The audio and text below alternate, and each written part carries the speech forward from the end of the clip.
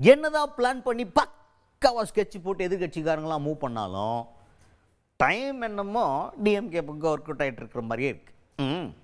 அவங்க சாதாரணமாக ஓகே என்ன எதிர்கட்சிக்காரங்க மூவா சரி வெயிட் பண்ணுவோம் அப்படின்னு வெயிட் பண்ணால் அவங்களுக்கு கையில் லட்டு மாதிரி ஒரு பயங்கரமான கண்டென்ட் வந்து உட்காந்துருக்கு. அப்படி ஒரு கண்டென்ட் நீங்கள் உட்காந்துருக்கு. அதை வச்சு அவர் லட்டை உருட்டி உருட்டி விளாண்டுருக்கார் ஒருத்தர். யார் அவர்? திமுக அமைப்பு செயலாளர் ஆர்எஸ் பாரதி அவர்கள்.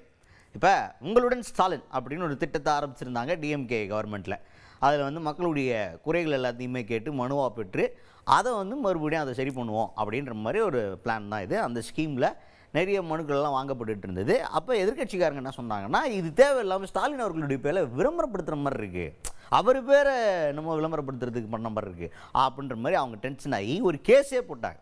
முன்னாள் அமைச்சர் சிவி சண்முகம் என்ன பண்ணாருன்னா நீதிமன்றத்தில் கேஸ் தொடர்ந்தார் அதிமுக சார்பில். அந்த கேஸில் ஃபஸ்ட்டு என்ன சொன்னாங்கன்னா, எந்த தலைவரோட பேருமே இருக்கக்கூடாது, முன்னாள் முதல்வர்களாக இருக்கட்டும் இல்லை இப்போ உயிரோடு இருக்கக்கூடிய தலைவர்களாக இருக்கட்டும், யாருடைய பேருமே எந்த திட்டத்துக்கு வைக்கக்கூடாது அப்படின்னு நம்மளுடைய உயர்நீதிமன்றத்தில் தீர்ப்பு வந்துச்சு. இதுக்கு மேல்முறையீடு என்ன பண்ணாங்கன்னா உச்சநீதிமன்றத்துக்கு இந்த கேஸ் எடுத்துகிட்டு போனாங்க டிஎம்கே கவர்மெண்ட் சார்பில். ஸோ கவர்மெண்ட் சார்பில் எடுத்துகிட்டு போனாங்க, டிஎம்கே சார்பில் எடுத்துகிட்டு போனாங்க. 2 தரப்பட்ட மனுக்கள் கொடுக்கப்பட்டது. அந்த மனுக்களெல்லாம் விசாரணை பண்ணப்பட்டது.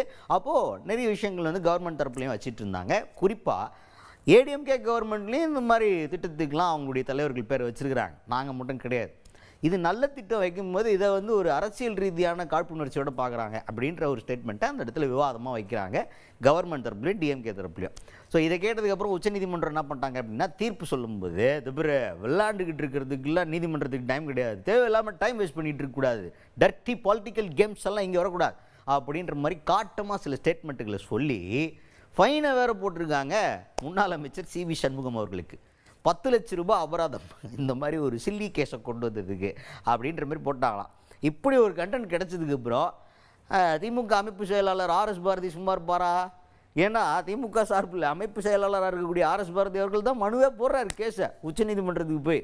இப்போ அங்கே போயிட்டு வந்து இன்வால்மெண்ட் இருக்குங்க அந்த கேஸில். அவர் சொல்கிற பாயிண்ட்டுகளை எல்லாம் கேளுங்க.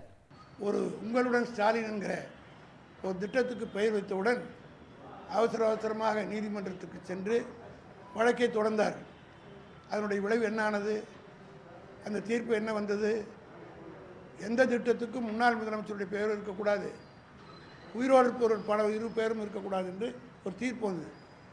இதிலிருந்து சிவி சண்முகம் போட்ட வழக்கு தளபதி மு.க. ஸ்டாலினுக்கு எதிர்ப்பானது அல்ல.